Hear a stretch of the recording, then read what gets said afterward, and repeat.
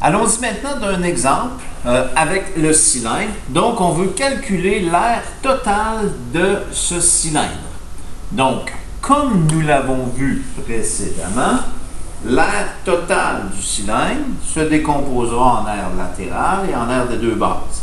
L'air total, c'est l'air latéral plus l'air des deux bases. L'air latéral, périmètre de la base fois la hauteur. Et l'air des deux bases, c'est 2 fois l'air de la base. Donc, je vais commencer par écrire mes formules.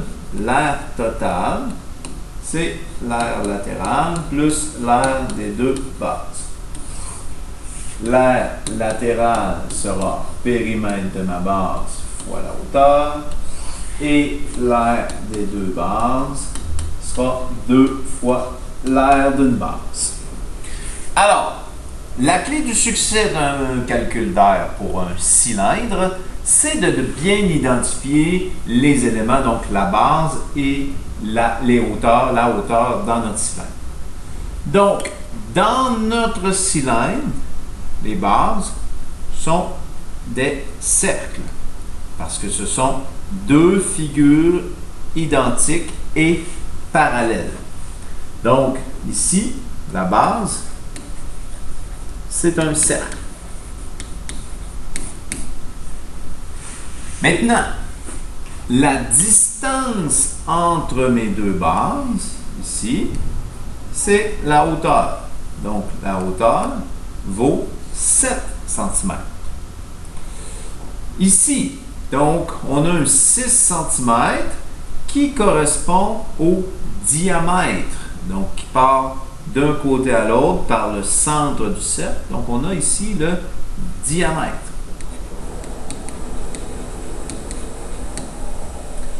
Alors, l'air total, c'est l'air latéral plus l'air des deux bases. Donc, l'air latéral, c'est périmètre de la base. Donc, ici, on a identifié que la base, c'est un cercle. Donc, périmètre d'un cercle. Périmètre du cercle fois la hauteur qu'on a déterminé ici. Encore une fois, l'aire de deux bases, 2 fois l'aire d'une base. Ma base étant le cercle, l'aire de la base ici sera l'aire du cercle. Donc, de là, mon rappel initial concernant les formules des figures planes qu'on retrouve ici. Donc, puisqu'on est dans le cercle, on mobilisera ici les formules de circonférence et de base. Alors, l'aire latéral. L'aire latéral sera périmètre de la base. Périmètre d'un cercle, c'est la circonférence, donc 2 fois pi fois le rayon fois la hauteur. On a dit que la hauteur, c'est la distance entre mes deux bases, donc fois 7. Donc, l'aire latéral égale 2 fois pi fois le rayon.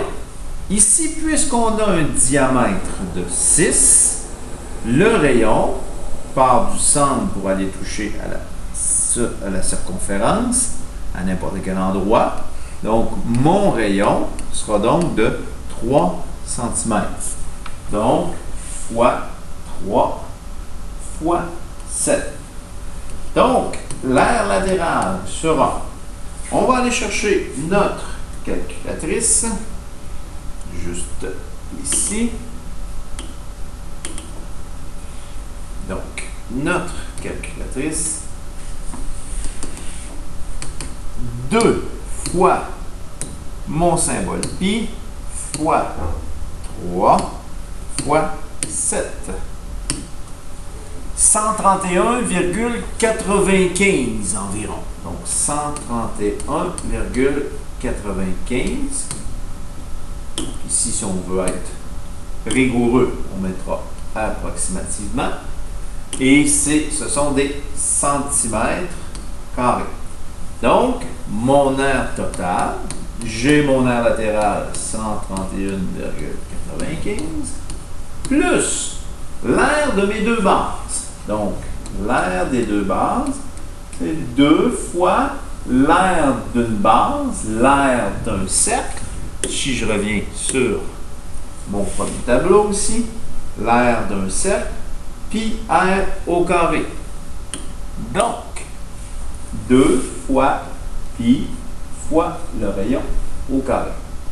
Donc, l'aire des deux bases, 2 fois pi fois, mon rayon est de 3 cm, donc 3 au carré.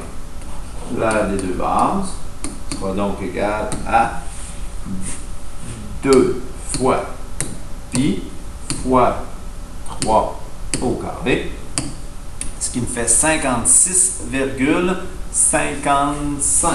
Donc, approximativement égal à 56,55 cm². Donc, j'ai mon aire des deux bases, 56,55.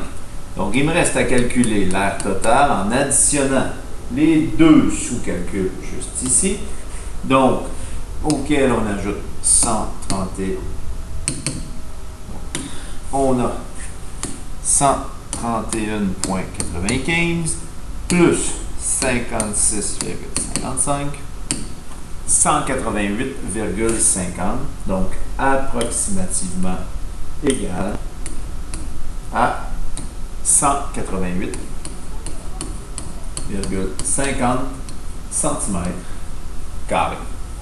Donc l'aire totale de ce cylindre est obtenue ici.